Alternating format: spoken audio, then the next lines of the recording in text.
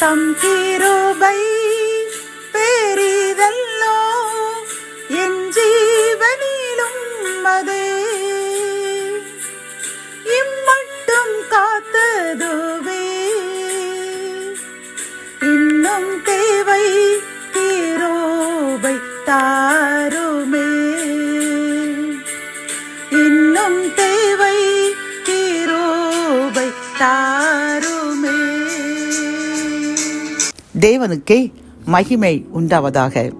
சேனைகளின் கர்த்தர் ஊழியத்தின் மூலம் 31/3/2026 இன்று நாம் அறியவிருக்கும் கிருபையின் வார்த்தைகள் சங்கீதம் 118:18.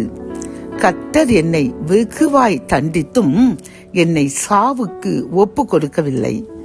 கத்தோலிக்க வேதாகமம் இவ்வாறு கூறுகின்றது, கண்டித்தார், ஆண்டவர் என்னை கண்டித்தார், ஆனால் சாவுக்கு என்னை கையளிக்கவில்லை என்கின்றது. இந்த செய்தி கேட்டுக்கொண்டிருக்கின்ற என் அன்பு சகோதரனே சகோதரியே, கர்த்தர் இன்று நம்மை பார்த்து கூறுகின்றார், என் அன்பு மகனே மகளே, நீ எனக்கு பிரியமற்ற காரியங்களை செய்யும் பொழுது நான் உன்னை சில பிரச்சனைகளை தந்து உன்னை தண்டித்தேன். காரணம், நீ முற்றிலும் பரிசுத்தவானாக பரிசுத்தவாட்டியாக மாற வேண்டும் என்ற விருப்பத்தில் ஆசையில் நீ எனக்கு மட்டுமே சொந்தமாக இருக்க வேண்டும் என்று நான் உனக்கு சிறு சிறு சிஷ்டைகள் தந்து சிறு சிறு தண்டனைகள் தந்து உன்னை திருத்துகின்றேன். ஆகவே நீ சோர்ந்து போகாதே, உன்னை நான் சாவுக்கு ஒப்பு கொடுக்கவில்லை, இனியும் ஒப்பு கொடுக்க மாட்டேன் என்று கூறுகின்றார். பிரியமானவர்களே, என் அன்பு தகப்பன் எவ்வளவு அன்புள்ளவர் பார்த்தீர்களா? நமது பிள்ளைகள் தவறு செய்யும் பொழுது நாம் சிறு சிறு தண்டனைகள் கொடுத்து அவர்களை திருத்துவோம் அல்லவா?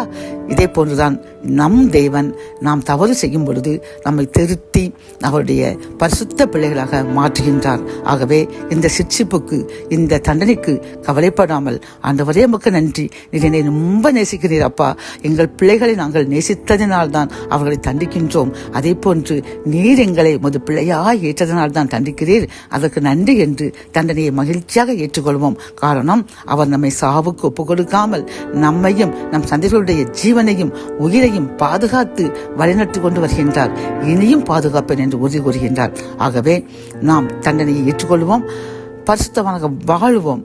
எந்த சூழ்நிலையும் நான் இனி பரிசுத்தத்தை விட்டு தவறமாட்டேன் என்று அனுதினமும் நாம் இறைவனிடம் நம்ம ஒப்பு கொடுத்து பரிசுத்தவானாக வாழ்வோம், பரிசுத்தவாட்டியாக வாழ்வோம். கர்த்தர் நம்மையும் நம் சந்ததியும் இன்னும் அதிகமாக ஆசீர்வதித்து எந்த தீங்கும் அண்டாமல் பாதுகாத்து உயர்த்துவார். ஜெபம். என் அன்பு தகப்பனே, நீர் எங்களுடைய தவறுக்கு சிறு சிறு தண்டனைகள் தண்டித்து எங்களை உமது பிள்ளையாக ஏற்றுக்கொண்டீர் என்று கூறின இந்த கிருபையின் வார்த்தைக்காக நன்றி அப்பா.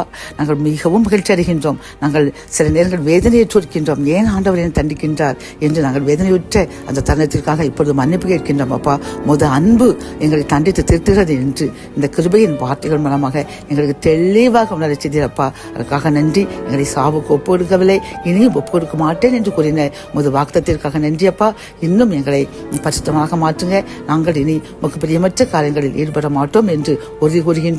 அது முது கையில் தானப்பா உள்ளது. நாங்கள் பரிசுத்தமாய் வாழ வேண்டும் என்று நினைத்தாலும் அடிக்கடி விழுந்து விடுகின்றோம். இன்னும் அப்படி விழாமல் முது கிருபையால் எங்களை பரிசுத்தமாக மாற்றுங்க, ஆசீர்வதிங்க. முது பிள்ளைகளாக என்றும் முது வலக்கரத்தில் வைத்துக் கொள்ளுங்க. மீட்பர் இயேசுவின் முன் ஜெபம் கேளும் நல்ல தகப்பனே, ஆமென்.